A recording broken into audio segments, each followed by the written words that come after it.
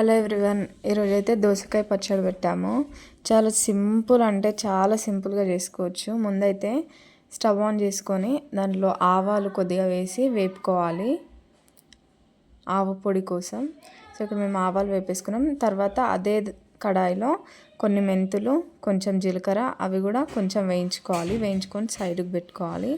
తర్వాత పచ్చడికి అయితే ఇట్లా ఉన్న దోసకాయలు తీసుకోవాలి, అట్లా కొంచెం గీతలుగా ఉండాలి. అట్లాంటి దోసకాయతోనే పచ్చడి చాలా సూపర్ టేస్ట్ వస్తుంది. చేదుగా ఉంటే కూడా చాలా మంచిది, ఇంకా బాగా వస్తుంది టేస్ట్. సో ఇట్లా దాంట్లో గింజలు నార్మల్గా కర్రీస్ చేసేటప్పుడు కొంతమంది పడేస్తారు, కానీ పచ్చడికి అవే టేస్ట్ని తీసుకొస్తాయి. సో అవి అస్సలు పడేయద్దు, వాటితోనే ఇలా కట్ చేసుకోవాలి చిన్న చిన్న ముక్కలుగా.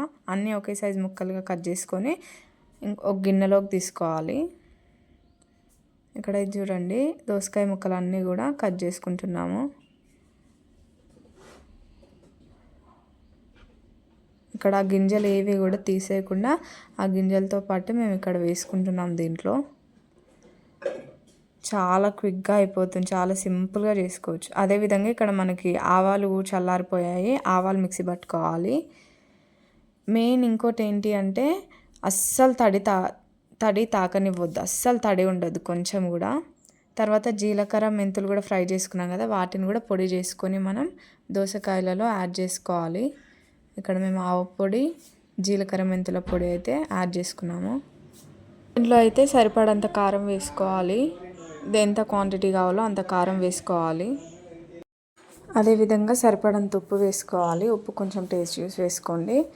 అదంతా కూడా స్పూన్తో ఒకసారి మిక్స్ చేసేసుకోవాలి. ఉప్పు, కారం, ఆవ పొడి, జీలకర్ర మెంతుల పొడి అంతా దోసకాయలకు పట్టే విధంగా మిక్స్ చేసుకోవాలి. ఇప్పుడే ఆయిల్ వేయొద్దు. మిక్స్ చేసుకొని కాసేపు అలా పక్కకు పెట్టేసుకోవాలి.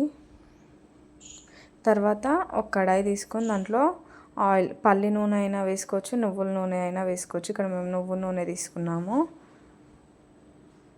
అది కొంచెం హీట్ అయిన తర్వాత దాంట్లో ఆవాలు, సరిపడంత జీలకర్ర వేసుకోవాలి. అవి కొంచెం ఫ్రై అయిన తర్వాత ఎండుమిర్చి వేసుకోవాలి.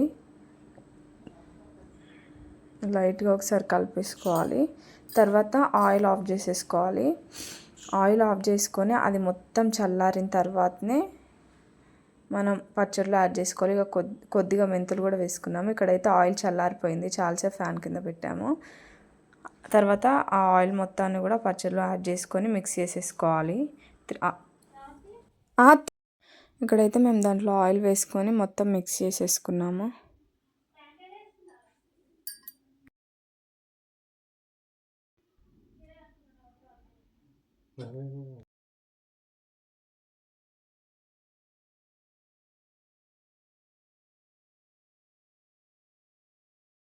ఇక్కడైతే అంతా కూడా మిక్స్ చేసుకోవాలి బాగా. 3 days తర్వాత నూనె అనేది మొత్తం పైకి తేలుతుంది, చాలా బాగుంటుంది. స్టోర్ చేసుకోవచ్చు, మార్నింగ్ ఉప్మాలోకి, దాంట్లో కంచులోకి వేసుకోవడానికి కూడా చాలా బాగుంటుంది. చాలా సింపుల్గా అయిపోతుంది.